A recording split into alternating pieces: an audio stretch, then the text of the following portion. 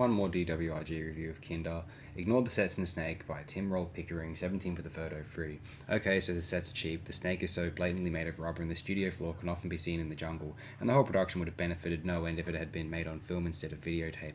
But Kinder is one of the most thought-provoking and bizarre stories in the entire series, and easily escapes from such weaknesses. What more than makes up for these limitations is the quality of both the writing and acting. Christopher Bailey's script is packed with strong ideas and rarely pauses.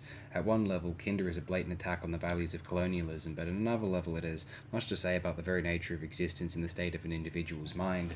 The story is full of religious symbolism, and this benefits at no end. I know very little about the story's supposed Buddhist influences, but the tale of a paradise that is invaded by a serpent which tempts through apples is familiar from the Bible and borne out by scenes such as the one where the possessed Tegan drops apples on Aris' head.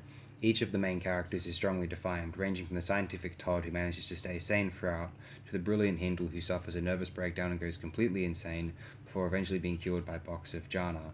Each of the story's cliffhangers is constructed carefully and are extremely memorable despite their simplicity, since they rely on the acting and scripting and not special effects or camera shots. This is a story that has been built at the script level, and it is all the better for it.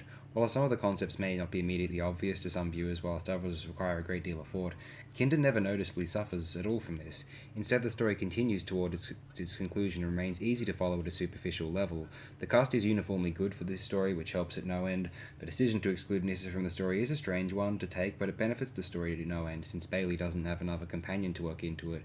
Peter Davison and Matthew Waterhouse both get some strong material to work with, but the star performance comes from Janet Fielding as Tegan tries to understand the images she is faced with while streaming, and then later when she is possessed by the Mara. The guest cast is equally strong, with Simon Rouse Hindle making his character seem all too real, whilst Richard Todd Sanders is successful at playing a very traditional, old-school type caught in an extremely bizarre situation, and Neris Hughes manages to play Todd as the rock of sanity amongst the humans.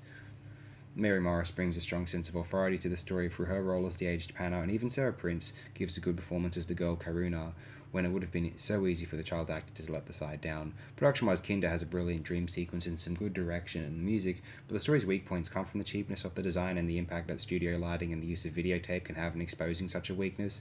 It is to the story's credit that it does not let the budgetary restrictions drag it down, but instead manages to shine despite such problems. The story may not be the easiest to follow for all viewers, but it shows a strong level of thought and sophistication to make it one of the most memorable of the Davison stories.